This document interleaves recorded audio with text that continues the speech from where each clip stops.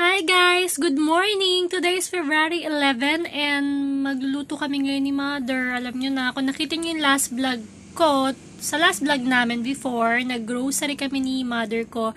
And then ngayon magluluto kami for Chinese New Year. Isa-celebrate namin mamayang gabi and then tatalon din kami guys para naman tumangkad. Ewan ko lang kung totoo yun. Nga pala, laligo na nga ako, basa na yung buhok ko mga lalab. So, kung gusto nyo nga palang malaman kung anong ginamit ko sa makapal kong kilay, halatang kapal guys, from Etude House yan. Itong sa brows ko. And then, sa lips ko naman, lip and cheek tint from lip and cheek tint from Etude House. Pero ginamit ko siya sa lips.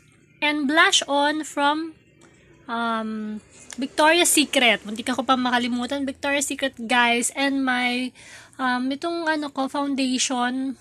Foundation na ginamit ko is from Sephora. Pero ilalagay ko sa description box. Mamaya check nyo guys. Tignan nyo lang dyan sa baba.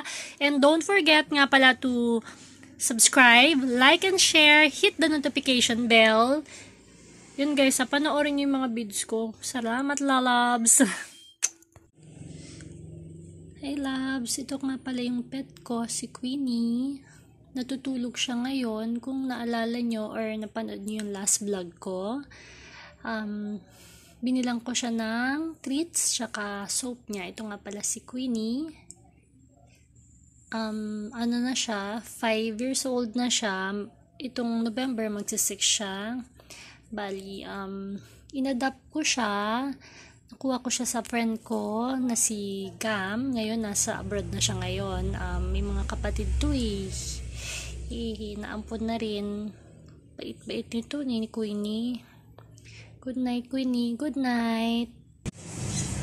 Mga lalabs, I'm cooking butter shrimp. Nagmelt ako ng butter sa isang large skillet over a medium heat, guys. Tapos kung gusto nyo, lagyan nyo siya ng salt and pepper to taste. Ayan guys, ito na yung naluto kong garlic butter shrimp. Nilagyan ko siya ng garlic. Pero kung gusto nyo, i-serve nyo rin siya, lagyan nyo siya ng parsley. Parsley leaves guys, pwede rin. Sarap no? Ayan guys, magluluto ako ng spaghetti. Nilagyan ko ng butter, tapos konting oil. Spaghetti alla Tisha Tepases. Charot. Basta guys, kasi iniba ko yung spaghetti ko ngayon. Gagamitan ko siya ng corned beef and mushroom. Dati kasi pag nagluluto kami, ginagamitan namin ng giniling na baboy, giniling na pork, and then, ginagamitan din ng hotdog, ganyan. Minsan nilalagyan ko pa nga ng konting Sprite. Pero ngayon, iibahin ko siya. Gamitin ko yung bottom mushroom tsaka corned beef.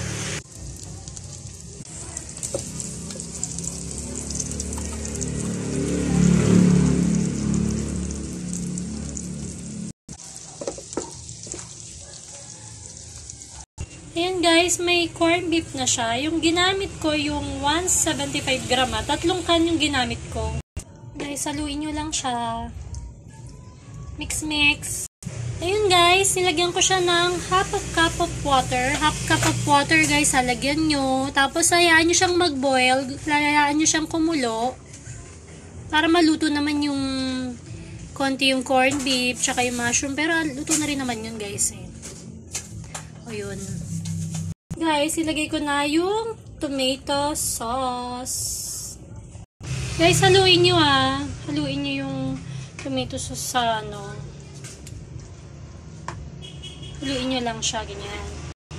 Guys, nilagyan ko siya ng konting sugar, nilagyan ko ng konting salt, nilagyan ko rin ng paminta. Nakita nyo, marami ako maglagay ng paminta. Sa pamilya kasi namin, mahilig talaga kami sa medyo maanghang. Yung parang may spicy, ganun, konting spicy yung spaghetti. Pero kayo, kung gusto nyo lagyan ng sugar konti, kung may bata sa bahay nyo, pwede nyo lagyan ng konting sugar. Kung ayaw nyo naman, parang Italian style, pwede nyo na lagyan ng sugar. Para medyo maasim siya. Guys, nagbo-boil na yung water ng sa pasta ko. Nilagyan ko siya ng konting salt sa water. Tapos, nilagyan ko rin ng oil.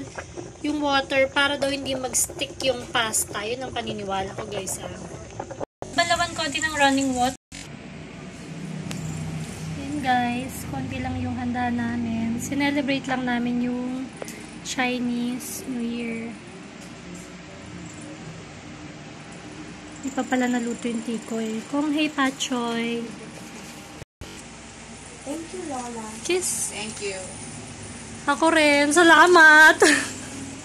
Hey, Pachoy. Thank you guys for watching. Love you mga lalabs. Bye-bye.